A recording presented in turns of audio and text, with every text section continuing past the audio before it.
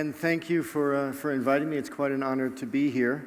I'm a bit of a crossroad here because my entire presentation has now been done by the last two speakers, which is a good thing. You will find a common thread here. So you've seen an FMCG, you've seen a beverage, you're going to hear from an auto manufacturer, and I would bet you if there was a telecom here, he would say exactly the same thing. So that's covering 70% of the global ad spend right there, if you have those. So there's a common thread here. It's not, here we go, here it is. Keep it in mind. So I've been asked to talk about 3 things an agency can do to be a better partner.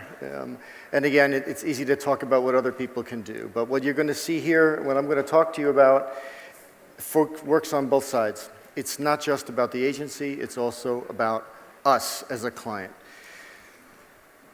We talk about here, really the ultimate goal for the relationship is what's written on the screen here.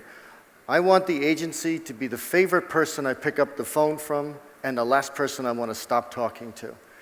We talked about, partnerships have been talked about, trust has been talked about, business process, all of that has been talked about, and it's all a part of that. At the end result, if you have this kind of a relationship with your client, you have a good partnership.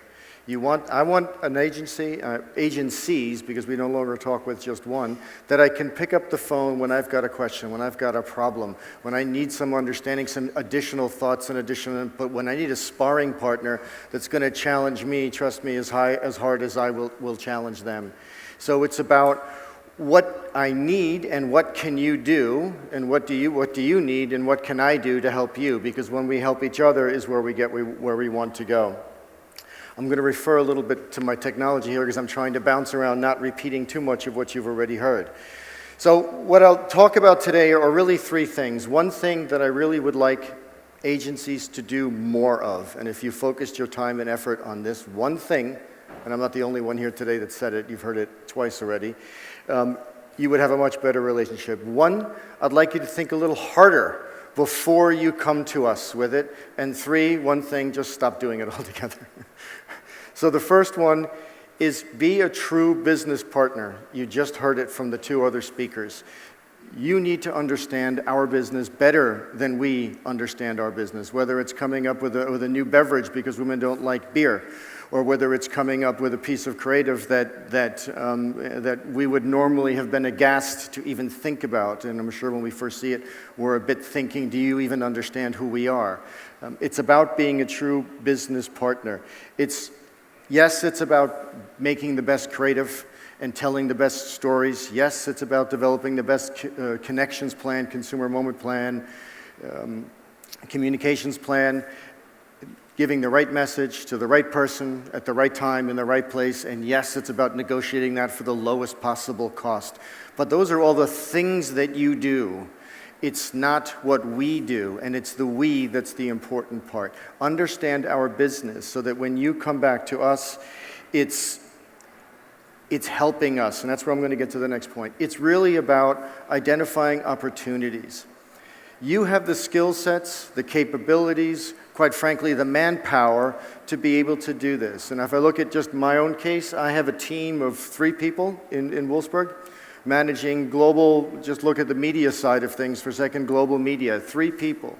If I were to try to do that and manage that across 50+ countries around the world by myself, I would never be home. I'd be living in an airplane, and it wouldn't even work at the end of the day. But on the other hand, I have an army of 200 and some odd media people. I have an army of a similar size amount between creative agencies, PR agencies, and event agencies doing that. Imagine if all of them had the same business mindset that I had, that we have as a company. You're all working for the same goal. Your business is our business. You wouldn't be in business without us. We wouldn't have much of a business without you. Keep that in mind. That's the one thing that I would ask you. That's helping us find business opportunities, having the data. You have the data skill sets, and data is going to become a larger and larger and larger issue. It's here in India already, and it's going to become even greater as we move forward. Help us build our brand and sell more product. It doesn't matter what it is, if it's an FMCG, or if it's a beer, if it's a Volkswagen, it doesn't matter what it is. We're all in the same business of building brands and selling cars. Let's not forget that. You build a brand and sell cars, there's a business behind that. Yes, we want you to put skin in the game, meaning performance-based remuneration, compensation, so on and so forth, yes. But it's much more than that. It's about an attitude. It's about that 24-year-old and the agency working for Kingfisher coming up with a business idea on how can I sell more beverage, more product. That's what it's about. You have the capacity. You have the youth within your organization to come up with these disruptive approaches. Leverage them, but have them thinking about our business. It's about collaboration. We're no longer living in a world of one agency, full service agency covering all bits of our business. From our perspective, we have creative agencies, more than one creative agency. We have digital agencies, whatever that means, and whatever focus that they're particularly taking on. We have media agencies, we have PR agencies, we have event agencies. Trying to put together a 360, or as I call it, 361-degree plan needs collaboration between the agencies. You need to be able to sit down, put your egos to the side, put the P&L to the side. If you focus on our business, your business will grow. I can guarantee you that. That will happen time and time again. If the opportunity isn't there, find it. I go back to the perfect example I just had up here. Come up with that business opportunity. Right now, with devices like this, there are more opportunities than ever before, and this is just the beginning. Change will never be as slow as it is today. It's just not going to happen, especially in this market where there's a lot happening around that is coming into this market. Change will never be as slow as it is today. Which means we need to take risks. We're open to taking risks, very open to taking risks, and I think I speak with most marketers here, but you have to come up to us and have that risk substantiated. There has to be a KPI that you're trying to move. There has to be a business case behind that. I'm willing to take pretty much any risk that's out there if I can be proven with some facts, some figures, some really intuitive, ingenious consumer insights that find a hole, find a niche, find an untapped resource. We're willing to take those risks. But not just because, hey, we think this is a great idea, but hey, we've got this research, we've looked at this data, we've done these analysis. Here are some ideas that are happening that are similar that will fit neatly into here. You need to come up to us with substantial business cases for that. Because what we need to do, and this was said earlier, we need to go back to our bosses and we need to sell that up the food chain. Because the more risky it is, the less likely it will be to sold up the food chain without good substantial support. Many years ago when I was growing up in this business, there was a phrase going around that a good client never got fired for running a TV ad.